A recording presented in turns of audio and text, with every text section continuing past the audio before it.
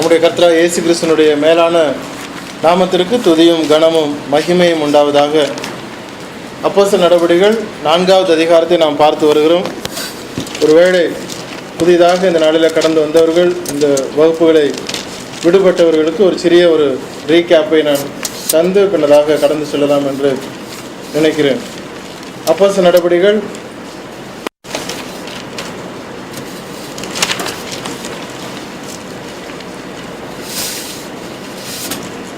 நம்மை போல ஒரு புறஜாதியானாகிய லூக்காவினால் எழுதப்பட்ட ஒரு புஸ்தகம். எழுதப்பட்ட காலம் ஏறத்தாழ 62வது வருடம் இயேசு கிறிஸ்துக்கு பின்னதாக 62 AD. வேதாகமத்திலே 44வது புஸ்தகமாக இது வருகிறது. புதிய ஏற்பாட்டில் 5வது புஸ்தகம். புதிய ஏற்பாட்டில் இருக்கிற ஒரே ஒரு ஹிஸ்டரி புக் இந்த அப்போஸ்தலர் நடபடிகள். இன்னும் 22 புஸ்தகங்களை நாம் பார்க்க இருக்கிறோம். இந்த புஸ்தகத்தில் 28 அதிகாரங்கள் உண்டு. 1007 வசனங்கள் ஆங்கில அடிப்படையில் இது கொடுக்கப்படுகிறது. இந்த புஸ்தகத்தினுடைய கீவேர்டு, திறவுகோல் வார்த்தை என்று சொல்வது the establishment and growth of the church. சபையினுடைய ஸ்தாபனமும் சபை ஸ்தாபித்தலும் அதனுடைய வளர்ச்சி என்கிற மைய கருவாக வைத்து இந்த புஸ்தகம் எழுதப்பட்டிருக்கிறது நாம் பார்க்க முடியும். 2 கீ பேசேஜஸ், 2 கீ பேசேஜஸ், அதாவது 2 திறவுகோல் வசனங்கள் என்று சொல்லுவது. அது 1வது அதிகாரம் 8வது வசனம் முதலாவது திறவுகோல் வசனம், 2வது திறவுகோல் வசனமாக 2வது அதிகாரம் 42 47 முடிய இந்த 2 வசனங்களும் இந்த மொத்த புஸ்தகத்திற்கு திறவுகோல் வசனங்கள் என்று வேதாம வல்லுநர்களாக அது வைக்கப்பட்டிருக்கிறது. திறவுகோல் அதிகாரம், கீ சாப்டர், முக்கியமல்ல, திறவுகோல் அதிகாரம் என்று சொல்லப்படுவது 2வது அதிகாரம். சரி, ஒவ்வொரு அதிகாரமாக நாம் முக்கியமான சம்பவங்களும் விடப்பட முடியாத வார்த்தைகளையும் நாம் பார்த்து ஆராய்ந்து வருகிறோம். கடந்த வாரத்திலே நாம் 31வது வசனத்தை நாம் வாசித்து அதை முடித்தோம். இந்த வகுப்பு நாம் வேதாம இந்த பைபிள் ஸ்டடியை துவங்கி 32வது கிளாஸ் சீரீஸ் 8, அதாவது அப்போஸ்தலர் நடபடிகளில் நாம் பார்த்து வருகிற 8வது வகுப்பாக இந்த வகுப்பு இருக்கிறது. 31வது வசனத்தை யாராவது ஒருவர் எடுத்து வாசியுங்கள். 4:31. அவர்கள் ஜெபம் பண்ணின போது அவர்கள் கூடியிருந்த இடம் அசைந்தது. அவர்கள் எல்லோரும் பரிசுத்த ஆவியினால் நிரப்பப்பட்டு தேவ வசனத்தை தைரியமாய் சொன்னார்கள். வேதாகமத்தில் நாம் பார்க்கும் பொழுது முதலாவதாக அப்போஸ்தலர் நடபடிகள் 2வது அதிகாரம் சபை ஸ்தாபிக்கப்பட்ட பொழுது பரிசுத்த ஆவியானவர் இறங்குகிறார். அந்த இடத்துல அங்கு கூடியிருந்த ஜனங்கள் அதை உணர்கிறார்கள். பலவிதமான பாஷைகளை அவர்கள் பேசுகிறார்கள். தேவனுடைய வார்த்தைகளை அவர்கள் பேசினார்கள். அது நிமித்தமாய் கூடியிருந்த ஜனங்கள் அந்த வார்த்தைகளை கேட்கிறார்கள், ரட்சிக்கப்பட்டார்கள். மற்ற இடங்களுக்கு கடந்து சென்று அந்த வார்த்தைகளை அறிவித்தார்கள். அதனை தொடர்ந்து வந்த சம்பவம் என்ன நடக்கிறது? 2வது அதிகாரம் 47வது வசனத்தில் நாம் பார்க்கும் பொழுது 46, 47 ஒருமனப்பட்டவர்களாய் தேவாலயத்திலே அனுதினமும் தரித்திருக்கிறார்கள். வீடுகள் தோறும் அப்பம் விட்டு மகிழ்ச்சியோடும் கபடமில்லாத இருதயத்தோடும் போஜனம் பண்ணினார்கள். தேவனிடத்திலே ஜனங்கள் எல்லோரும் தயவு பெற்றிருக்கிறார்கள். ரட்சிக்கப்படுகிறவர்களை தினமும் கர்த்தர் அனுதினமும் சேர்த்து கொண்டு வருகிறார். அந்த சீக்வன்ஸை பார்க்கணும். தேவ ஆவியானவர் இறங்குகிறார், ஜனங்கள் உணர்கிறார்கள், பல பாஷைகளை பேசினார்கள். தேவனுடைய வார்த்தை அங்கு பிரஸ்தாபப்படுத்தப்பட்டது. ஜனங்களுக்கு தேவனுடைய வார்த்தை போய் சேர்ந்தது. அந்த வார்த்தை நிமித்தமாய் ஜனங்கள் ரட்சிக்கப்படுகிறார்கள். ஜனங்கள் கூடி வருகிறார்கள். ஒருவருக்கு ஒரு ஐக்கியம் அங்கு ஏற்படுகிறது. சபை ஸ்தாபிக்கப்பட்டது. அவர்கள் விருத்தி அடைகிறார்கள். ஜனங்களுக்குள்ளே தேவனுடைய நாமம் மகிமைப்படுகிறது. இந்த ஒரு சீக்வன்ஸ் நாம் அங்கு 2வது அதிகாரத்தில் பார்க்கிறோம். அதே ஒரு சம்பவம் இங்கு 4வது அதிகாரத்திலையும் 31வது வசனத்தில் நாம் பார்க்கும் பொழுது அவர்கள் ஜெபம் பண்ணின பொழுது அவர்கள் கூடியிருந்த இடம் அசைகிறது. அவர்கள் எல்லோரும் பரிசுத்த ஆவியினால் நிரப்பப்படுகிறார்கள். தேவ வசனத்தை தைரியமாய் சொன்னார்கள் என்று சொல்லி நாம் பார்க்கிறோம். 2க்கும் அந்த சீக்வன்ஸ் ஒரே விஷயத்தை கொண்டு வருகிறதை நாம் கவனிக்க வேண்டும். ஒரே விஷயம், தேவனுடைய ஆவியானவர் இறங்குகிறார். இவர்கள் அதை உணர்கிறார்கள். தேவனுடைய வார்த்தையை பேசுகிறார்கள். அங்கு இருக்கிறவர்கள் கேட்கிறார்கள். இந்த ஒரு சம்பவம் ஆதி திருச்சபையிலே முதல் நூற்றாண்டு சபைகளிலே நடந்த இந்த சீக்வன்ஸ் நடந்த இந்த சம்பவம், நடைபெற்ற இந்த ஒரு நிகழ்ச்சி அப்படியே நம்ம இப்போ இருக்கிற காலகட்டங்களில் கம்பேர் பண்ணுகிறோம் என்று சொன்னால் இந்த சீக்வன்ஸ் நடக்கிறதா?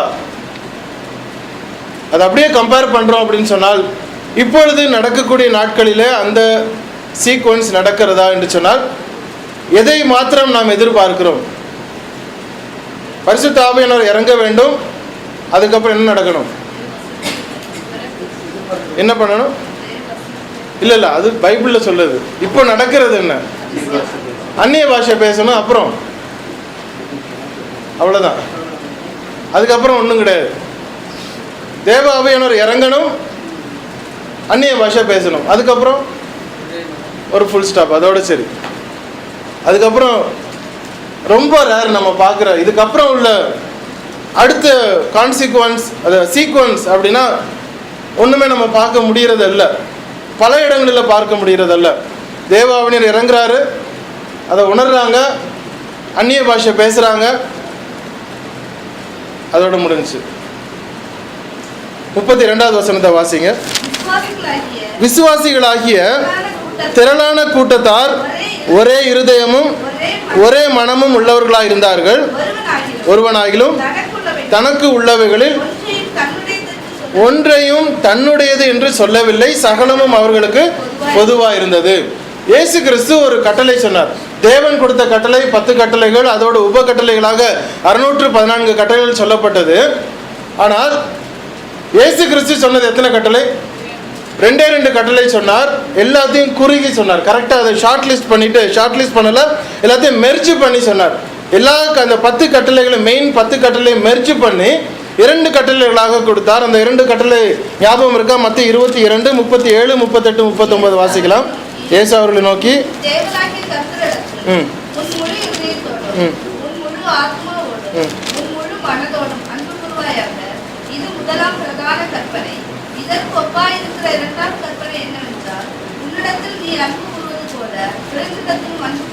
ரெண்டு மெயின் டாபிக் அவர் கொடுக்கிறார், 2 மெயின் கட்டளைகளை அவர் கொடுக்கிறார். முதலாவது கட்டளை, தேவனிடத்திலே முழு இருதயத்தோடும் ஆத்மாவோடும் அன்பு கூற வேண்டும், அது முதலாவது கட்டளை. அதற்கு பின்னதாக ஒப்பாயிருக்கிற 2வது கட்டளை என்னது? உன்னிடத்தில் நீ அன்பு கூறுவது போல பிறனிடத்திலும் அன்பு கூற வேண்டும். பரிசுத்த ஆவியானவர் 2வது அதிகாரத்தில் சபை ஸ்தாபிக்கப்படும் பொழுது இறங்கினார் என்று சொல்லி நாம் பார்க்கிறோம். தேவனிடத்தில் அன்பு கூர்ந்தார்கள். அதை தொடர்ந்து நடந்த சம்பவங்கள் என்ன? ஜனங்களிடத்திலும் அன்பு கூர்ந்தார்கள், அந்த ஐக்கியம் வெளிப்பட்டது. இயேசு கிறிஸ்துவினுடைய கட்டளை நிறைவேறினதா? நிறைவேறினுச்சு. இங்கே 4வது அதிகாரத்திலையும் அவர்கள் ஜெபம் பண்ணின பொழுது அவர்கள் கூடியிருந்த இடம் அசைந்தது, அவர்கள் எல்லோரும் பரிசுத்த ஆவியினால் நிரப்பப்பட்டார்கள், தேவ வசனத்தை தைரியமாய் சொன்னார்கள். அதுக்கு அடுத்த சீக்வன்ஸ் என்ன நடக்கிறது? விசுவாசிகளாகிய திரளான கூட்டத்தார் ஒரே இருதயமும் ஒரே மனமும் உள்ளவர்களாக இருந்தார்கள். என்ன அழகா அது முடியுது. இயேசு கிறிஸ்து சொன்ன வார்த்தை, நீங்கள் தேவனிடத்தில் அன்பு கூறுங்கள், ஜனங்களிடத்தில் அன்பு கூறுங்கள். தேவனிடத்தில் அன்பு கூர்ந்த நிமித்தமாய் நாம் பரிசுத்த ஆவியானவரை உணர்கிறோம்.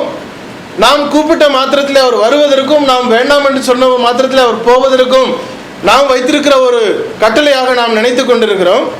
வருகிறார், வந்த மாத்திரத்தில் நாம் உணர்கிறோம் என்று சொல்லி பாஷைகளை பேசுகிறோம். பேசினதோடு அது முடிந்து போனது. அப்போ 2வது கட்டளை என்னாச்சு? பக்கத்தில் நிற்கிறவங்களோட நம்மளுடைய உறவு இல்லை. என்னிடத்துல என்ன ஆவி வந்திருக்கிறது என்று சொல்லி நான் விசுவாசிக்கிறேனோ அதே ஆவிதான் பக்கத்தில் இருக்கிறவன் வந்திருக்கிறதுன்னு அவர் சொல்லுகிறார். நான் என்ன பாஷையை பேசுகிறேன், பரலோகத்தின் பாஷை என்று சொல்லி நான் பேசி கொண்டிருக்கிறேன், அதே பாஷையை தான் நானும் பரலோக பாஷை தான் அப்படின்னு சொல்லி பக்கத்தில் உள்ளவரும் பேசி கொண்டிருக்கிறார். ஆனால் இந்த பக்கத்தில் உள்ளவங்க 2 பேருக்கும் இப்போ தொடர்பு கிடையாது. என்ன ப்ராப்ளம்? மனிதர்களுக்குள்ள ப்ராப்ளமா, அல்லது என்னிடத்துல வந்திருக்கிற ஆவி என்று சொல்லி நான் நினைத்து கொண்டிருக்கிறதுல ப்ராப்ளமா? கர்த்தருடைய வார்த்தை வேதாகமத்திலே வந்த பொழுது, நிரப்பப்பட்ட பொழுது நிறைவேறின காரியங்கள் ஏன் இப்பொழுது நிறைவேறுவது அல்ல? வார்த்தைகளை ஒருவர் பேசுகிற வார்த்தைகளை நாம் புரிந்து கொள்கிறோமா, அல்லது நாம் பேசுகிற வார்த்தைகளை மற்றவர்கள் தான் உணர்ந்து கொள்கிறார்களா, அல்லது பேசுகிறோம் என்று சொல்லி நம்மை நாமே ஏற்றுக்கொள்ளுகிற அந்த பாஷை நிமித்தமாக உணர்வு தான் வெளிப்படுகிறதா, அல்லது ஐக்கியம் வெளிப்படுகிறதா, அன்பு பிரதிபலிக்கிறதா? எந்த சீக்வன்ஸுமே கிடையாது, எந்த ஒரு சீக்வன்ஸும் கிடையாது. பக்கத்தில் தெரிஞ்சவங்களா இருக்கட்டும், உறவுக்காரங்களா இருக்கட்டும், சொந்த கம்பெனிக்காரங்களா இருக்கட்டும், அல்ல வேற கம்பெனிக்காரங்களா இருக்கட்டும், சொந்த ஊருக்காரங்களா இருக்கட்டும், அவர்கள் மத்தியில் இருக்கக்கூடிய உறவு மேம்படுவது கிடையாது. ஆனால் நாம் பேசிக்கொள்வது என்ன, நான் பரிசுத்தவான், எனக்கு தேவ ஆவியானவர் வந்திருக்கிறாரு, என்னிடத்துல பரிசுத்த ஆவி வந்திருக்கிறார், தேவனுடைய ரகசியங்கள் எனக்கு வெளிப்படுத்தப்படுகிறது, நான் உறவோடு உறவாக நான் வாழ்ந்து கொண்டிருக்கிறேன். அந்த ஒரு செக்ஷன் தான் நமக்கு இருக்குது. அடுத்த செக்ஷன் டோட்டலாக அதை மறந்துடுறோம். ஆனால் பழைய நூற்றாண்டுகளிலே, அதாவது முதல் நூற்றாண்டுகளிலே ஆதி திருச்சபையில் அந்த சீக்வன்ஸ் நடந்தது. கண்டிப்பு அங்கே இருந்துச்சு, மனம் திரும்புதலும் இருந்தது. கண்டித்து போதனை அங்கு இருந்தது, அதே வேளையில் நான் கண்டிக்கப்பட்டிருக்கிறேன் என்கிற மனம் திரும்புதலும் அங்கு இருந்தது. ஒன் வே டிராஃபிக் மாதிரி அங்கே இல்லை, டூ வே டிராஃபிக் அங்கே இருந்தது. ரெண்டு பக்கமாக அவர்களுக்கு மனம் திரும்புதலும் மனம் மாறுதலும் அங்கு இருந்தது. காரணம் என்ன, ரட்சிப்பு என்பது நேர்த்தியாய் கடந்து வந்தது. ஒரு அவசரமான ஒரு ரட்சிப்போ அல்லது ஆதாயத்திற்கான ஒரு ரட்சிப்போ அல்லது தேவைக்கான ஒரு ரட்சிப்போ அங்கு வரவில்லை. உண்மையாகவே இயேசு கிறிஸ்து எதற்காக வந்தார், ஏன் வந்தார், எனக்கு எதற்கு ரட்சிப்பு, நான் ஏன் ரட்சிக்கப்பட வேண்டும், என்னுடைய பாவங்கள் எப்பொழுது மன்னிக்கப்படுகிறது, பாவங்கள் மன்னிக்கப்பட்டதா, ஏன் மன்னிக்கப்பட்டது, எப்படி மன்னிக்கப்பட்டது, இந்த எல்லா விடைகளுக்கும் அவர்கள், இந்த கேள்விகளுக்கும் விடை அறிந்து அவர்கள் ஸ்நானப்பட்டது நிமித்தமாக உண்மையான ரட்சிப்பு அங்கு ஏற்பட்டது. அதிலே வார்த்தைகள் சொல்லப்பட்ட பொழுது ஏற்றுக்கொண்டார்கள், அதற்கு மனம் திரும்பினார்கள், அதற்கு பிரதிபலன் கிடைத்தது. வெளியே ஜனங்களும் விருத்தி அடைந்தார்கள், அதற்கு ஏற்ற ஒரு ஐக்கியமும் வெளிப்பட்டது. இந்த 32வது வசனத்தில் பாருங்க, விசுவாசிகளாகிய திரளான கூட்டத்தார் ஒரே இருதயமும் ஒரே மனமும் உள்ளவர்களாய் இருந்தார்கள். ஒருவனாகிலும் தனக்கு உள்ளவைகளில் ஒன்றையும் தன்னுடையது என்று சொல்லவில்லை, சகலமும் அவர்களுக்கு பொதுவாக இருந்தது. எல்லாம் அவர்களுக்கு பொதுவாக வைத்திருக்க, என்னுடையது அல்ல, நான் பணக்காரன் ஆனால் இது என்னுடையது அல்ல, நம்முடையது, எங்க வீட்டுக்கு போவோம் அப்படின்னு யாரும் சொல்லல, நம்ம வீட்டுக்கு போவோம், நம்ம வீடு ரூவியில் இருக்கிற நம்ம வீட்டுக்கு போவோம், கோபுரால் இருக்கிற நம்ம வீட்டுக்கு போவோம். அந்த ஒரு பொது உடைமை கடந்து வந்தது. காரணம், எல்லோரும் உண்மையான சகோதரர்கள், உண்மையான சகோதரிகள் என்கிற ஐக்கியம் அங்கு வந்தது. பெயர் அளவில் சபைக்கு வந்தோன்னு பிரதர் சிஸ்டர் அந்த ஐக்கியம் இல்லை, உண்மையாகவே ஐக்கியம் இருந்தது. சபையை விட்டுட்டு போனதுக்கு அப்புறம் அடுத்த ஞாயிற்றுக்கிழமை, அடுத்த வெள்ளிக்கிழமை வரைக்கும் என்ன நடந்துச்சுன்னு யாருக்கும் தெரியாது. அடுத்த வெள்ளிக்கிழமை வரைக்கும் என்ன நடந்தது, யார் வீட்டில் என்ன நடந்துச்சு யாருக்காவது தெரியுமானா தெரியாது பிரதர். ஏன்னா அந்த அளவுக்கு ஐக்கியம் இருக்கு. நம்ம வீட்டில் ஒரு விஷயம் நடந்துச்சுன்னா அடுத்த ஸ்பாட்ல நமக்கு மெசேஜ் வந்துடுது. ஏன் சபையில் இருக்கக்கூடிய ஒருவருக்கு ஒருவர் இருக்கக்கூடிய அந்த ஐக்கியம் அந்த வளரவில்லை? அப்ப என்ன ப்ராப்ளம்? தாண்டி வரணும் அப்படிங்கிற அந்த செகண்ட் ஸ்டெப் நமக்கு கடந்து வர வேண்டிய அவசியமா இருக்கிறது. இன்னைக்கு இதுவரைக்கும் எப்படியா இருந்திருக்கலாம், ஆனால் அந்த நெக்ஸ்ட் ஸ்டெப் என்ன, நம்ம ஃபர்ஸ்ட் ஸ்டெப்ல நம்ம ஃபுல்ஃபில் பண்றதுல ரெடியா இருக்கிறோம். அப்ப அடுத்த ஸ்டெப்புக்கு நம்ம தாண்டி போகணும். ஒவ்வொரு கிறிஸ்தவனும் ஒவ்வொரு நாளும் ரீகான்சைல் பண்ணிக்கொண்டே இருக்க வேண்டும், வளர வேண்டும் என்கிறது தேவனுடைய வார்த்தையை நாம் உணர்கிறோம். ஆனால் வளர்த்துகிறோமா அல்லது வளருகிறோமா என்கிற செகண்ட் ஸ்டெப்பை நம்ம எப்படி பார்க்கிறோம், செகண்ட் ஸ்டெப்பை நம்ம எப்படி யோசிக்கிறோம், என்னைக்காவது நினைச்சிருக்கிறோமா? முதல் கட்டளை இயேசு கிறிஸ்து பிரதான கட்டளை 2 கட்டளை கொடுத்தார். முதலாவது கட்டளையில நான் நிற்க வேண்டும், என்னை நான் பரிசுத்தப்படுத்திக் கொள்ள வேண்டும், நான் ஒழுங்கா இருக்க வேண்டும் என்று நாம் நினைக்கிறோம். ஆனால் உண்மையாகவே அது வெளிப்படுகிறதா என்று நாம் நினைக்கும் பொழுது செகண்ட் கட்டளைக்கு வரும் பொழுது அது வருகிறது. பரிசுத்த ஆவியானவர் வந்த பொழுது அது நடந்தது. 2வது சம்பவத்திலையும் அது நடக்கிறது, அப்பயும் இங்கேயும் அது நடக்கிறது. ஆனால் இந்த காலகட்டங்களில் 2013 ஏன் அது நடைபெறுவதல்ல? காரணம், சரியான ஒரு ஓரியன்டேஷன், நம்மை நாமே உணர்ந்து கொள்வதும் உணர்த்தி கொள்வதும் அது அந்த ப்ராசஸ் நடப்பது குறைவாக இருக்கிறது. பொதுவாக வைக்கிறார்கள். ஆவிக்கு உரிய விஷயத்திலே தேவன் எந்த ஐக்கியத்தை கொடுத்தாரோ, நல்லா கவனிங்க, ஆவிக்குரிய விஷயத்திலே தேவன் எந்த ஐக்கியத்தை கொடுத்தாரோ அந்த ஐக்கியம் இட்ஸ் பீயிங் எக்ஸ்டெண்டட், இந்த சோசியலாகவும் எக்ஸ்டெண்ட் ஆகிறது. அந்த வசனத்தை திரும்ப வாசிங்க. 32. விசுவாசிகளாகிய திரளான கூட்டத்தார் இப்பொழுது என்ன பண்றாங்க?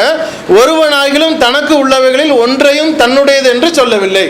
விசுவாசிகள் என்கிற திரளான கூட்டத்தார், தேவனுடைய ஜனங்கள் என்று சொல்லப்படுகிற திரளான கூட்டத்தார், நீயும் சகோதரன் நானும் சகோதரன், நீயும் சகோதரி நானும் சகோதரி, உனக்கும் எனக்கும் அப்பா ஒருத்தர் தான். அப்படிப்பட்ட ஒரு விசுவாசத்திலே ஐக்கியப்பட்டிருக்கிற ஆவிக்கு உரிய சகோதரன், ஆவிக்குரிய சகோதரி என்று சொல்லப்படுகிற ஒரு குடும்பத்தாருக்கு எக்ஸ்டென்ஷன் நடக்கிறது. என்ன எக்ஸ்டென்ஷன்? அவர்கள் சரீர பிரகாரமாகவும் அவர்கள் அந்த அன்பை வெளிப்படுத்துகிறார்கள். ஆவிக்குரிய பிரகாரம் மாத்திரமல்ல, ஆவிக்குரிய பிரகாரம் அது டெவலப் ஆகி எக்ஸ்டெண்ட் ஆகி ஆவிக்குரிய பிரகாரத்தில் மாத்திரம் நின்று விடாதபடிக்கு சரீர பிரகாரமாகவும் அது வெளிப்படுகிறது. ஒருவனாகிலும் தனக்கு உள்ளவைகளில் ஒன்றையும் தன்னுடையது என்று சொல்லவில்லை. அந்த ஒரு ஐக்கியம். அப்ப நம்ம குடும்பம், நம்ம வீடு, நம்ம இடம், நம்ம சபை, நம்ம ஜனம். நம்ம சொந்த பிள்ளை தப்பு பண்ண நம்ம என்ன பண்றோம்? அடிக்கிறோம், திட்டுறோம், ஆனால் விரட்டி விட்டுருவோமா? நம்ம சொந்த பிள்ளை தப்பு பண்ணது, சொந்த தம்பி தப்பு பண்ணிட்டாரு, சொந்த தங்கச்சி தப்பு பண்ணிட்டாங்க, நமக்கு விரோதமாக தான் பண்ணிட்டாங்க, ஆனால் ரத்த பந்தம் அப்படிங்கிற ஒரு பந்தத்தில் நம்ம பிடிச்சு வச்சுட்டு கஷ்டமா இருந்தாலும் கொஞ்ச நாள் நம்ம பேச ஆரம்பிச்சிடுறோமே. கஷ்டப்பட்டாலும் கொஞ்ச நாள் நம்ம பேசுறோம். பேசி அந்த அன்பு வெளிப்பட வெளிப்பட வெளிப்பட அந்த கசப்பு குறைந்து குறைந்து அது மூடுகிறது. நிச்சயமாக ஒரு கசப்பு நம்மளால் மறக்க முடியாது. ஒரு மருமகளுக்கும் மாமியாருக்கும் சண்டை வந்துருச்சுன்னு சொன்னால் அது காலங்காலத்துக்கு மனதில் நிற்க தான் செய்யும். அது மறக்கவே முடியாது. மறந்துட முடியாது, மறக்க முடியாது தான். ஆனால் அன்பு மேற்கொண்டு வர வர வர வர அந்த அன்பு மேற்கொண்டு அதிகமான அன்பு மேற்கொண்டு கொடுக்கப்பட கசப்பு குறைந்து விடுகிறது. அப்போ அன்பு கூடும் பொழுது கசப்பு மறைந்து போகிறது. அது காணாமல் போவது அல்ல. என்னைக்கு நாளும் நாம் பேசும் பொழுது ஞாபகம் வரும். மறக்க முடியாது. கஷ்டப்பட்ட காலங்கள் நிச்சயமாக ஒரு மனுஷனாலும் மறக்க முடியாது. கொஞ்சம் யோசிச்சுட்டா ஞாபகம் வந்துடும். ஆனால் அதை மேற்கொண்டு வருவதற்கு நம்மளுடைய அன்பு வெளிப்பட வேண்டியது அவசியமா இருக்கிறது. காரணம், பரிசுத்த ஆவியானவர் என்னுள்ளே வருகிறார், இருக்கிறார், வாழ்ந்து கொண்டிருக்கிறார் என்கிற உணர்வு எனக்கு எப்பொழுது வந்திருக்கிறதோ அடுத்த ஸ்டெப்பும் நான் கடந்து வர வேண்டும். அதுதான் இங்கு நடந்தது. அவர்கள் ஒருவனாகிலும் தனக்கு உள்ளவைகளில் ஒன்றையும் தன்னுடையது என்று சொல்லவில்லை என்கிற ஒரு தைரியம் அவர்களுக்கு வந்தது. சொன்னார்கள், தைரியமாக சொன்னார்கள். நம்மளதல்ல, சகலமும் அவர்களுக்கு பொதுவாக இருந்தது என்கிற ஒரு வார்த்தை எங்கள் பார்க்கிறோம். அந்த ஒரு செகண்ட் ஸ்டேஜுக்குள்ள நாம் கடந்து வர வேண்டும். பைபிள் ஸ்டடியில் அப்போஸ்தலருக்குள்ள தாண்டினதுக்கு அப்புறமா இனிமேல் பார்க்கக்கூடிய ஒவ்வொன்றும் நமக்கு மிகவும் பிரயோஜனமான ஆவிக்குரிய காரியங்கள் மாத்திரமல்ல, சரீர பிரகாரமான, குடும்பத்திற்கு பிரகாரமான எல்லா இன்ஸ்ட்ரக்ஷன்ஸும் நமக்கு வந்து கொண்டே இருக்கும் ஒவ்வொரு கிளாஸ்லையும். அதனால தான் சொன்னேன், காஸ்பல்ஸ் பார்த்ததுபடி கிடையாது. இனிமேல் பார்க்க போகிறது சிலருக்கு சங்கடமா இருக்கும், சிலருக்கு கஷ்டமா இருக்கும், சிலருக்கு வேதனையா இருக்கும். ஆனால் அதை தாண்டி வர வேண்டிய அவசியம் நமக்கு இருக்கிறது. ஆகவேதான் நாம் சபையிலே நாம் இருக்கிறோம். கர்த்தருடைய பிள்ளைகள் என்று சொல்கிறோம், தேவனுடைய பிள்ளைகள் என்று சொல்கிறோம். நெக்ஸ்ட் ஸ்டெப்புக்கு நாம் கடந்து செல்ல வேண்டியது அவசியமான ஒன்றாக இருக்கிறது. சகலமும் அவர்களுக்கு பொதுவாக இருந்தது என்கிற அந்த ஒரு ஸ்டேஜுக்குள்ள நாம் கடந்து வர முடியுமா? அன்பிலே நாம் கடந்து வர முடியுமா? நாம் நம்முடைய சகோதரன், நம்முடைய சகோதரி தப்பு பண்ணிட்டான், எனக்கு விரோதமாக பேசிட்டான், எனக்கு விரோதமாக செஞ்சுட்டான், இருந்தாலும் பரவாயில்ல, நான் இனிமேல் அப்படி செய்யக்கூடாது, இனிமேல் அதை பண்ணக்கூடாது, அந்த ஒரு ஸ்டேஜுக்குள்ளார ஒருவர் கரெக்ட் பண்ணிக்கக்கூடிய ஸ்டேஜுக்கு நம்ம கடந்து வந்தாலே ஒழிய ரெண்டாவது கட்டளையை நாம் பூர்த்தி செய்ய முடியாது. அவர் சொன்னது 2 கட்டளை, 613 கட்டளை கிடையாது. 2 கட்டளை. நாம் முதல் கட்டளையில் நின்றுட்டு இருக்கிறோம், செகண்ட் கட்டளைக்கு கடந்து வருகிறோமா? 33வது வசனத்தை வாசிக்கலாம். கர்த்தராகிய இயேசுவின் உயிர்த்தெழுதலை குறித்து மிகுந்த பலமாய் சாட்சி கொடுத்தார்கள். அவர்கள் எல்லோர் மேலும் பூரண கிருபை உண்டாயிருந்ததாம். இந்த மிகுந்த பலமாய் அப்படிங்கிற வார்த்தைக்கு ஆங்கிலத்தில் எஃபிகசி என்று சொல்லுகிறது. Efficacy, EFFICACY, efficacy. அதாவது எப்படி தமிழ்ல உறக்கமும் தூக்கமும் வித்தியாசம் நமக்கு தெரியுமோ, இந்த பலம் அப்படிங்கிற ஒரு வார்த்தைக்கு நம்முடைய புய பலம் கிடையாது.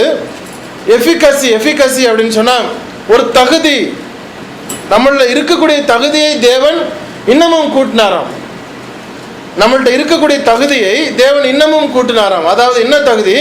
நான் கிறிஸ்துவுக்கென்று நான் விசுவாசியாக வைராக்கியமாய் வாழ்வேன் என்று எடுத்துக்கொண்டிருக்கிற உறுதியை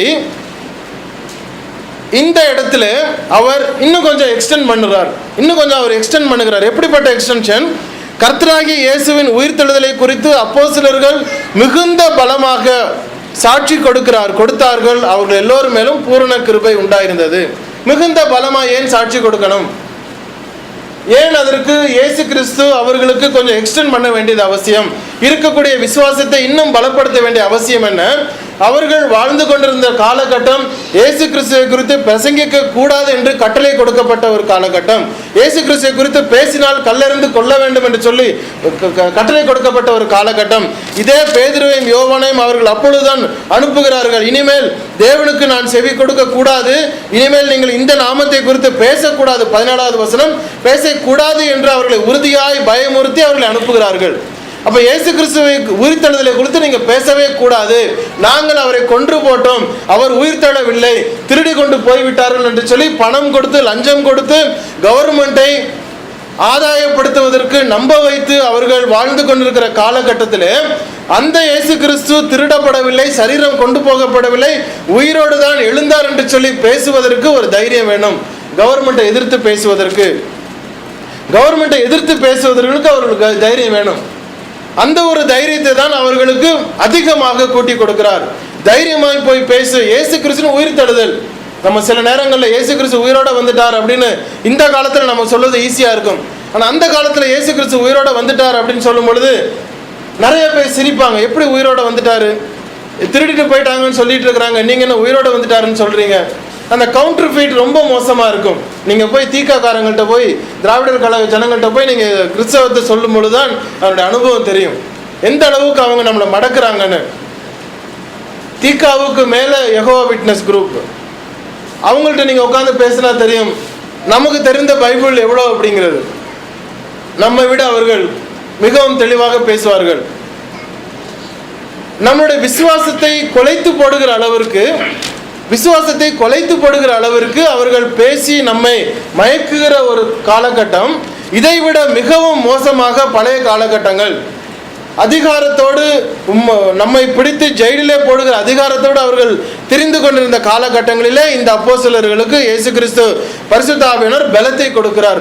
தைரியமாய் போய் பேசி இயேசு கிறிஸ்துவின் உயிர்த்தெழுதலை குறித்து அப்போஸ்தலர் மிகுந்த பலமாய் சாட்சி கொடுவதற்கு அது பிரயோஜனமாக இருந்தது. அவர்கள் எல்லோரும் மேலும் பூரண கிருபை உண்டாயிருந்ததாம். 34வது வசனத்தை வாசிக்கலாம்.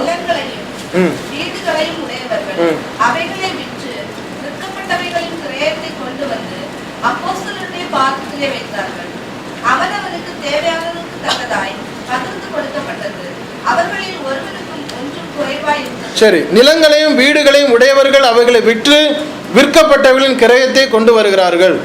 இதை நம்ம பார்க்கும் பொழுது கிறிஸ்தவத்துக்கு கடந்து வருகிற எந்த ஒரு மனுஷனும் உடனே சொத்தெல்லாம் வித்துட்டு சபை கொண்டு வந்து கொடுக்கணும் அப்படின்ற ஒரு அர்த்தத்தில் அது சொல்லப்படவில்லை. நல்லா கவனிக்கணும். இந்த வசனத்தை அப்படியே ஃபாலோ பண்ற சபையாரும் இருக்கிறாங்க, டிமாண்ட் பண்ற சபையார்கள் இருக்கிறார்கள்.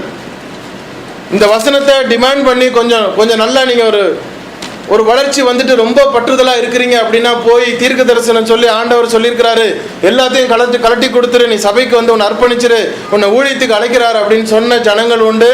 அதனாலேயே ப்ரொஃபஷனை விட்டுட்டு எல்லாத்தையும் விட்டுட்டு ஊருக்கு போய் தெருவா அலைஞ்சிக்கிட்டு இருக்கிற ஜனங்கள் உண்டு, நான் பார்த்துருக்கிறேன். பாரின்ல நல்ல ஒரு பொசிஷன்ல இருந்த ஒரு மனுஷன், அருமையான ஒரு கீபோர்டு பிளேயர், அருமையான ப்ரொஃபஷனல் கீபோர்டு, நல்ல ஒரு ப்ரொஃபஷனல் வேலையில் இருந்த ஒரு மனுஷன், ஊழியத்துக்கு ஒரு வாரத்திற்காக வந்த ஒரு ஊழியக்காரர், பிரபலமான ஊழியக்காரர், அவரை பார்த்துட்டு நல்ல ஒரு டேலண்டட் அப்படின்னு சொல்லி அவரை கூப்பிட்டு நீ எல்லாத்தையும் விட்டுட்டு என்னோட வந்துரு, ஆண்டவர் உன்னை அழைக்கிறாரு அப்படின்னு சொல்லி அவரை கையோட ரிசைன் பண்ண வச்சு கொண்டுட்டு போன ஒரு மனுஷன் இப்போ எவ்வளவு கஷ்டப்படுறார் அப்படிங்கிறது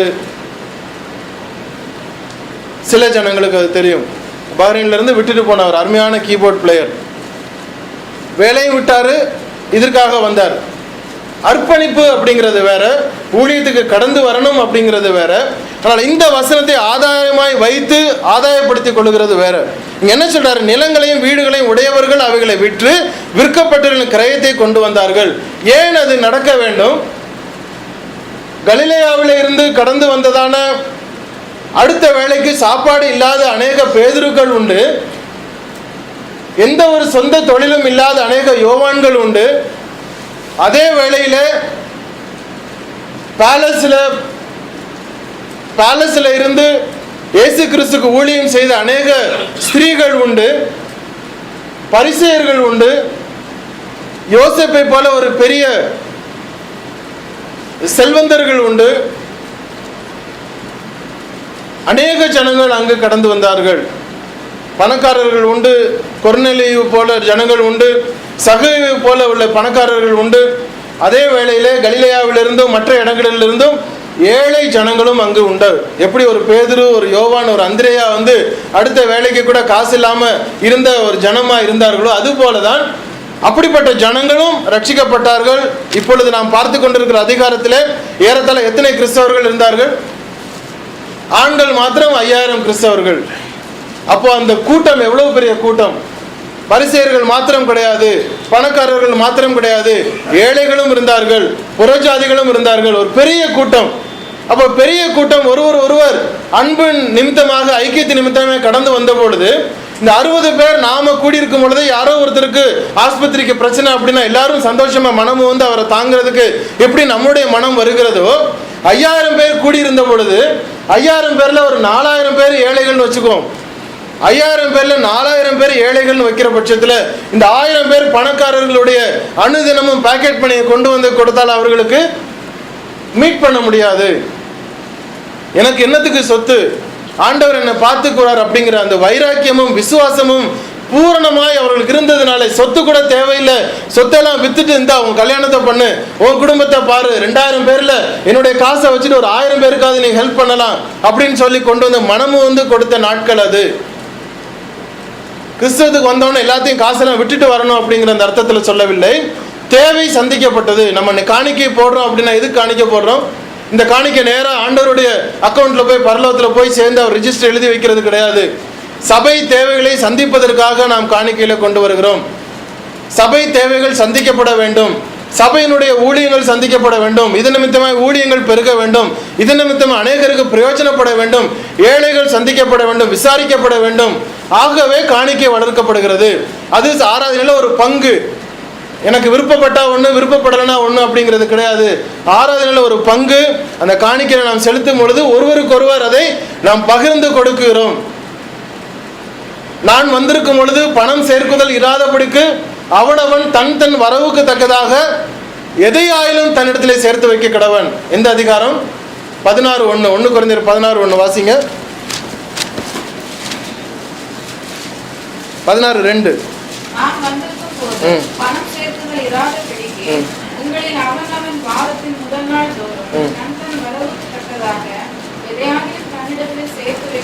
அப்போ தன்னுடைய நிலங்களையும் வீடுகளையும் விற்று பணத்தை கொண்டு வந்து கொடுக்கக்கூடிய உதாரத்துவம் அது அந்த இடத்துல இருந்தது. அது மாத்திரமல்ல, அந்த பணம் கொண்டு வருவதற்கு தேவையும் அங்கு அதிகமாக இருந்தது. அநேக புறஜாதியர் ரட்சிக்கப்பட்டிருக்கிறார்கள், அநேக ஏழைகள் ரட்சிக்கப்பட்டார்கள், அநேக ஜனங்கள் ரட்சிக்கப்பட்டார்கள். அவருடைய தேவைகள் சந்திக்கப்பட வேண்டுமே. யார் பார்ப்பது? அங்கு ஒரு பெரிய போர்டோ, ஒரு மிஷனோ, ஒரு டைரக்டர்ஷிப்போ அங்கே கிடையாது.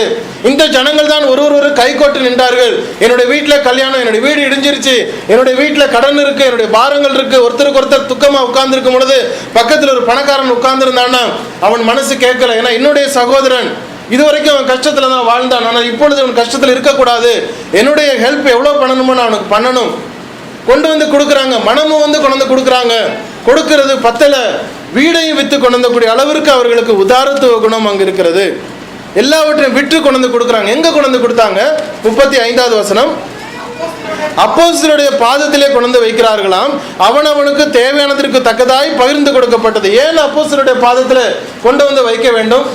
ஏன் அப்போஸ்தலர் பாதத்தில் கொண்டு வந்து வைத்தார்கள்? ஒரு ஃபோக்கஸிங் பாயிண்ட் அங்கு தேவைப்பட்டது. பீடத்தில் இருக்கிறவர்கள், பிரசங்கத்தில் செய்து கொண்டிருக்கிறவர்களுக்கு ஃபோக்கஸிங் இருக்கும். எல்லாரும் அவர்களிடத்தில் வந்து தன்னுடைய காரியத்தை சொன்னார்கள். அவர்கள் எங்களுக்காக ஜெபம் பண்ணுங்கள், எங்களுக்காக இந்த காரியங்களை சந்திக்க வேண்டும், இதை செய்ய வேண்டும், அதை செய்ய வேண்டும் என்று சொல்லி முன்னதாக இருக்கக்கூடிய ஜனங்களுக்கு இந்த எல்லா ஜனங்களும் வந்து அவர்களுடைய பிரச்சனைகளை சொன்னது நிமித்தமாக யாருக்கு எப்பொழுது ப்ரையாரிட்டி கொடுக்க வேண்டும், யாருக்கு எப்பொழுது எதை செய்ய வேண்டும், யாருக்கு எப்பொழுது எப்படி செய்ய வேண்டும், எவ்வளவு எந்தெந்த காரியங்களை உதவி செய்ய வேண்டும் என்று சொல்லி அவர்களுக்கு இன்ஃபர்மேஷன் ஈஸியாக போனது நிமித்தமாக இந்த பணங்கள்லாம் சேர்க்கப்பட்டு அப்போஸ்தலருடைய பாதத்திலே கொண்டு வந்து வைத்தார்கள். சந்தோஷமாக ஏற்றுக்கொண்டார்கள், சந்தோஷமாக பரிந்துரைக்கப்பட்டது.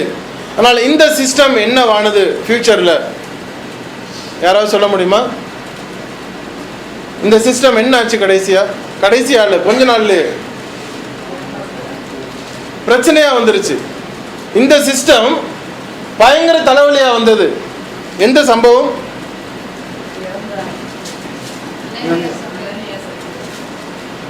இல்ல, இன்னும் தாண்டி வரணும்.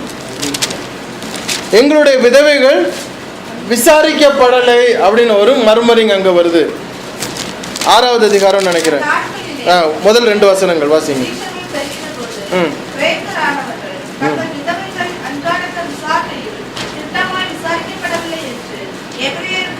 என்ன நடக்குது? கூட்டம் அதிகமாயிருச்சு.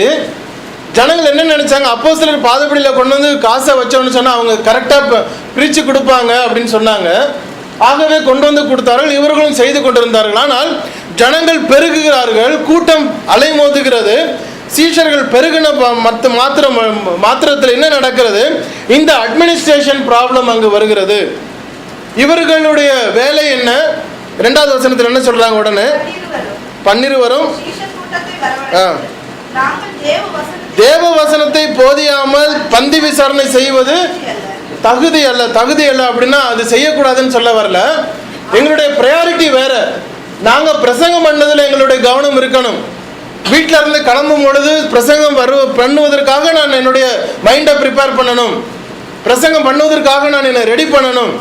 வீட்டுக்கு போனோன்னா அடுத்த பிரசங்கம், சாயங்காலம் என்ன பிரசங்கம்னு சொல்லி நான் உட்காந்து நோட்ஸ் எடுக்கணும். தேவனுடைய வார்த்தையில நான் பழகணும், எடுத்து படிக்கணும், ப்ரிப்பேர் பண்ணணும். வார்த்தைக்காக நான் ஜெபம் பண்ணி முழங்காலில் நிற்க வேண்டும். அப்பொழுதுதான் பிரசங்கம் செய்ய முடியும். அதை விட்டுட்டு பிரசங்கம் பண்ணி போனதுக்கு அப்புறம் உடனே யாருக்கு நான் பணம் கொடுக்கணும், யாருக்கிட்ட வாங்கணும், இவங்களுக்கு என்ன பிரச்சனை, உங்களுக்கு என்ன பிரச்சனை, ஒவ்வொரு வீடாக போய் நான் விசாரித்து கொண்டே இருந்தேன் என்று சொன்னால் பிரசங்கம் என்னால் செய்ய முடியாது. ஆகவே I am getting disturbed in preaching the gospel. எங்களுக்கு இந்த வேலை வேண்டாம், இது சரி வராது, இது எங்களுக்கு தகுதியா இல்லை. எங்களுடைய மெயின் வேலை என்ன? உங்களுக்கு பிரசங்கம் பண்ணணும். ஆகவே பந்தி விசாரணை செய்து கொள்வதற்கு இந்த காரியத்துக்கு நீங்க வேற குரூப்பை தயார் பண்ணுங்க அப்படிங்கிறாங்க. 4வது அதிகாரத்தில் அது நல்லதாய்ப்பட்டது. ஆனால் அது எக்ஸ்பீரியன்ஸ் பண்ண என்ன ஆகிறது? இது எங்களுடைய மெயின் ஒர்க்கை இது டிஸ்டர்ப் பண்ணுகிறதா இருக்கிறது. நாங்கள் உங்களுக்கு பிரசங்கம் பண்ண வேண்டியது எங்களுக்கு அவசியமே ஒழிய உங்களை விசாரித்து கொண்டே இருக்கிறோம் என்று சொன்னால் அதிலே நாள் ஓடி விடுகிறது. 5000 பேர் இருக்கும் பொழுது உள்ள பிரச்சனை இப்பொழுது எவ்வளவு தெரியாது. 5000 ஆண்கள் மாத்திரம், அங்கு பெண்களை கணக்கிடப்படவில்லை. இவ்வளவு ஜனங்கள் இருக்கும் பொழுது நான் விசாரித்து கொண்டே இருக்கிறோம் என்று சொன்னால் 12 பேருக்கும் 12 இடங்களுக்கு போனார்கள் என்று சொன்னால் யார் பிரசங்கம் பண்ணுவது, எப்பொழுது பிரசங்கம் பண்ணுவது? அதான் சொன்னாரு, இது தகுதியா இல்லை, நீங்கள் வேற ஆளுங்களை பாருங்க, உங்களுக்கு என்று ஒரு ஜனங்களை தேர்ந்தெடுத்துக் கொள்ளுங்கள். ஒரு இந்த சிஸ்டம் அவர்கள் கொண்டு வந்து அப்போஸ்தலருடைய பாதத்தில் வைக்கிறார்கள். அவனவனுக்கு தேவையானதற்கு தக்கதாக பகிர்ந்து கொடுக்கப்பட்டது. அவர்களில் ஒருவனுக்கும் ஒன்றும் குறைவாயிருந்ததில்லை. எல்லாம் ஈக்குவலா அவர்கள் சந்தோஷமாக பகிர்ந்து கொள்கிறார்கள். 36வது வசனம் வாசிக்கலாம். 4:36.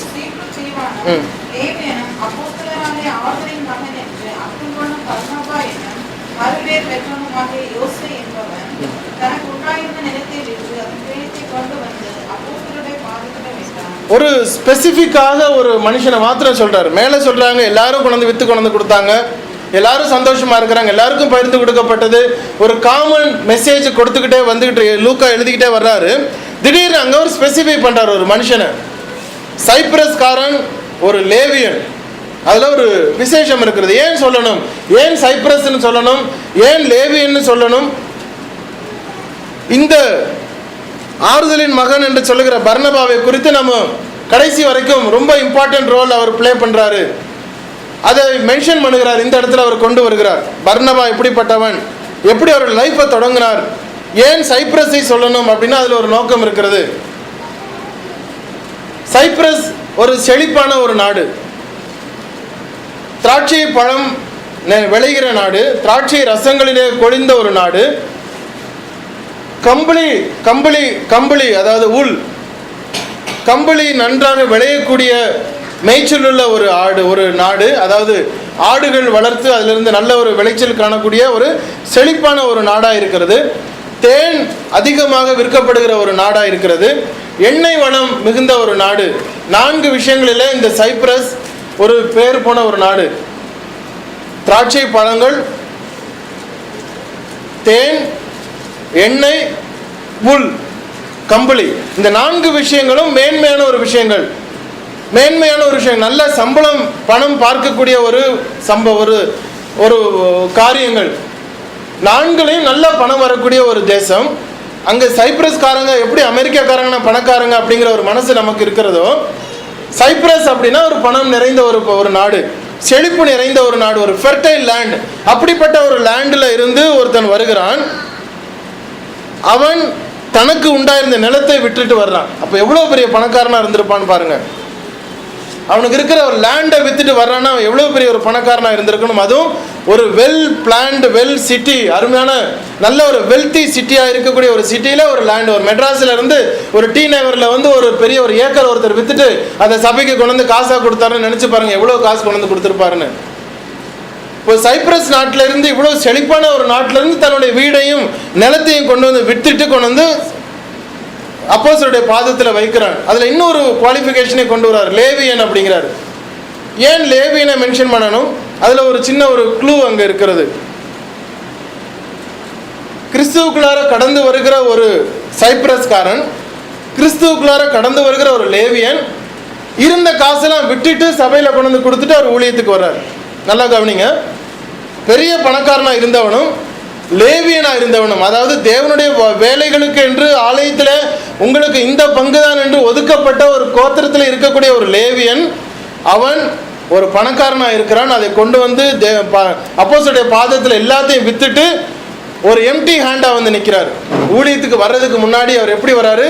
பணத்தில் விட்டுட்டு எம்டியாக வந்து நிற்கிறாரு. லேவியன்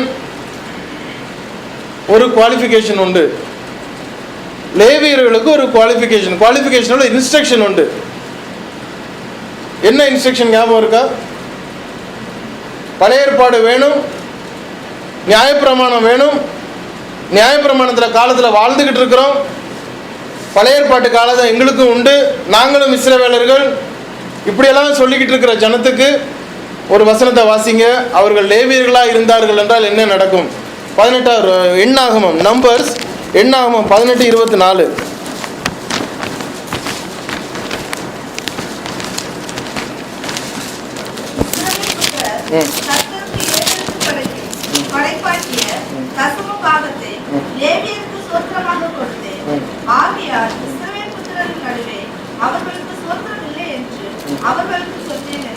என்ன அர்த்தம்?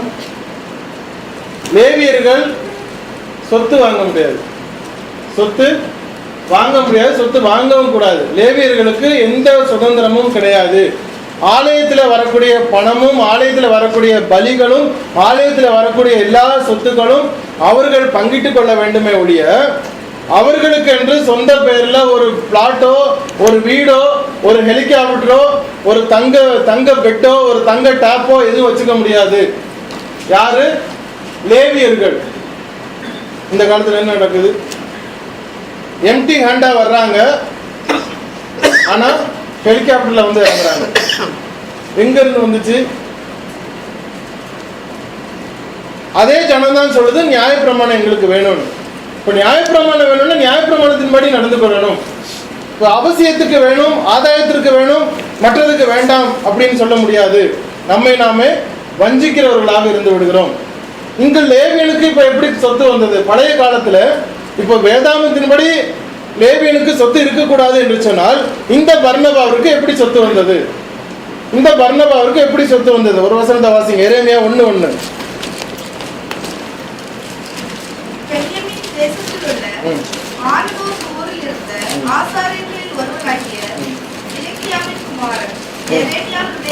சரி, 32வது அதிகாரம் 6வது வசனத்தை வாசிங்க. அது எரேமியா 32:6. அதற்கு எரேமியா சொன்னது, கர்த்தருடைய வார்த்தை எனக்கு உண்டாகி, அவர் இதோ ஒரு பெரிய தகப்பனாகிய சல்லூமின் குமாரன் அனாமேயேல் உன்னிடத்தில் வந்து, ஆடுகளத்தில் இருக்கிற என் நிலத்தை நீ வாங்கிக் கொள், அதை கொள்ளுகிறதற்கு உனக்கே மீட்கும் அதிகாரம் அடுத்ததற்கு சொல்வான்.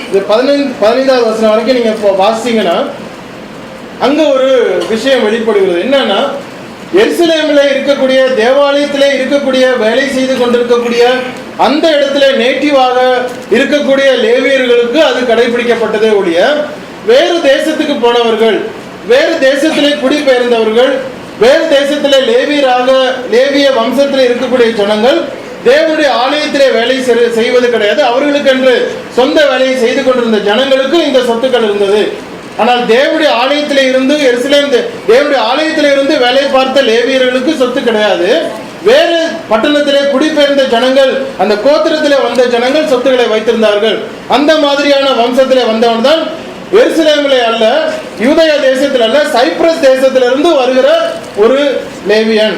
இங்கு வந்த உடனே எல்லாத்தையும் வித்துட்டு கொண்டு வந்து கையில கொடுத்துட்டான். எம்டி, நீ தேவன் என்னை பார்த்து கொள்ளட்டும் சொல்லி கொண்டு வந்து அந்த இடத்துல வைக்கிறாரு.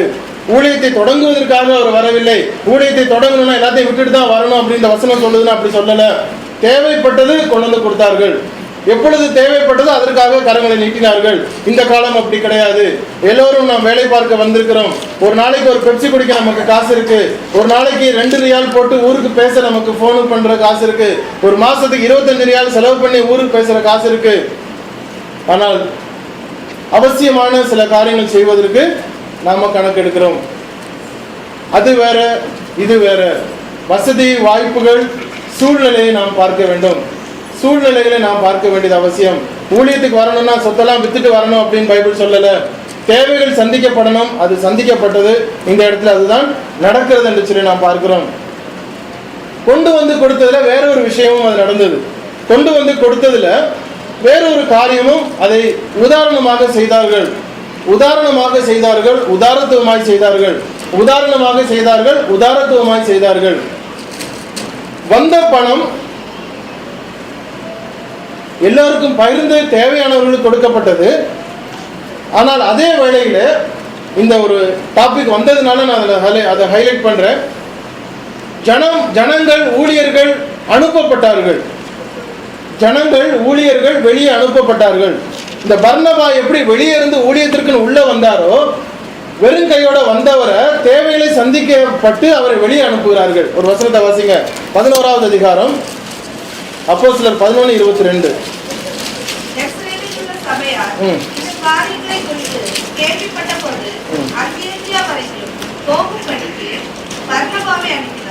அங்க பாருங்க, எருசலேமில் உள்ள சபையார் இந்த காரியங்களை குறித்து கேள்விப்பட்ட பொழுது அந்தியோகியா வரைக்கும் போகும்படிக்கு பர்னபாவை அனுப்புகிறார்கள்.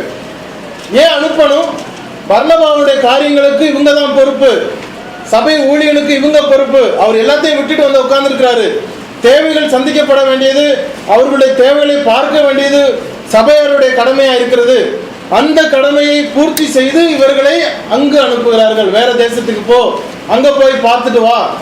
முத எனக்கு பைபிள் காலேஜில் இருந்து முத எனக்கு கிளாஸ் எடுத்தது ஜிம் வால்டன் அப்படிங்கிற ஒரு அமெரிக்கர். அமெரிக்கா தேசத்தில் இருக்கக்கூடிய ஒரு சபையில இருந்து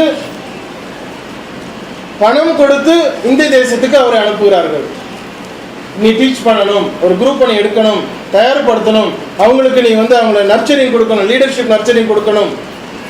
அவருடைய தேவைகள், இவருக்கு ஜாலியாக இங்கே உட்கார்ந்துருக்கிறார், தேவைகளை சந்திக்கிறது ஒரு சபை. அவருடைய சொந்த சொத்துல வரல, சொந்த சொத்து கிடையாது, கொடுத்துட்டு வந்தார். அதை தேவைகளை சந்திப்பதற்கு அந்த சபை பொறுப்பெடுத்துக் கொண்டது.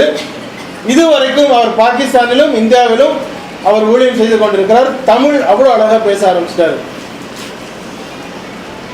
87, 88 அவர் தமிழ் ஓரளவுக்கு பேசுவார், நல்லா ஹிந்தி பேசுவார். ஆனால் இப்பொழுது தமிழ் அழகா பேச ஆரம்பிக்கிறார். காரணம், அந்த அளவுக்கு மிங்கிள் ஆனார். இவ்வளவு வருஷமாக, இத்தனை ஏறத்தாழ 25, 26, 27 வருஷமாக இந்திய தேசத்தில் அவர் இருக்கக்கூடிய எல்லா செலவுகளும் அந்த சபை பார்த்துக் கொள்கிறது. ஏனால் அந்த சபை அவரை அனுப்புனது. வார்த்தைகள் போக வேண்டும், ஒரு தேசத்துக்கு வார்த்தை செலுத்தப்பட வேண்டும், சொல்லப்பட வேண்டும்.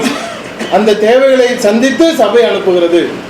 அப்ப நாம் நம்முடைய ஜனங்களுக்கு மாத்திரம் அந்த பகிர்ந்து நன்மையை பகிர்ந்து கொள்வதல்ல, நம் நிமித்தமாக தேவனுடைய வார்த்தையை வெளியே நாம் எப்படி அனுப்புகிறோம், வெளியே நாம் எப்படி அதை கொண்டு போகிறோம், அல்லது அனுப்புகிறோமா அல்லது கொண்டு போகிறோமா, எப்படி நாம் அதற்கு பிரயோஜனப்படுத்துகிறோம். நாம் ஒரு சேச்சுரேட்டட் லெவலில் இருக்கிறோம் அப்படின்னா அடுத்து என்ன செய்கிறோம், போதும் அப்படின்னு சொல்லி நம்ம உட்காந்து டெய்லி கணக்கு பார்த்துட்டே உட்கார்ந்து இருக்கிறோம். நெக்ஸ்ட் ஸ்டெப் என்ன பண்ணலாம், அதை எப்படி நாம பிரயோஜனப்படுத்தலாம், எப்படி அதை வளர்க்கலாம், தேவனுடைய வார்த்தை எப்படி கொண்டு போகலாம், அதிலே நம்முடைய அந்த வளர்ச்சி காணப்பட்டு கொண்டு இருந்தது. அது அப்போஸ்தலர் நடவடிக்கைகள் 4வது அதிகாரத்தில் நாம் அதை பார்க்க முடிகிறது. அந்த ஒரு பாடங்கள் நம்ம ஒவ்வொரு முறையும் பார்க்கும் பொழுது நாம கம்பேர் பண்ணணும். நம்முடைய லைஃப் எப்படி இருக்கிறது, நம்முடைய சபை எப்படி இருக்கிறது, நான் எப்படி இருக்கிறேன், நாம் எப்படி இருக்கிறோம், நம்முடைய சகோதரர்கள் எப்படி இருக்கிறார்கள், நம்முடைய சகோதரிகள் எப்படி இருக்கிறார்கள், நம்முடைய குடும்பம் எப்படி இருக்கிறது, சபை எப்படி இருக்கிறது. இந்த டிரான்ஸ்ஃபார்மேஷன் கடந்து வர வர வர வர அந்த ஒரு வளர்ச்சி நமக்கு நாம் பார்க்க முடியும். தேவன் தாம் இந்த வார்த்தைகளை ஆசீர்வதிப்பாராக. இந்த நாளில் எடுத்த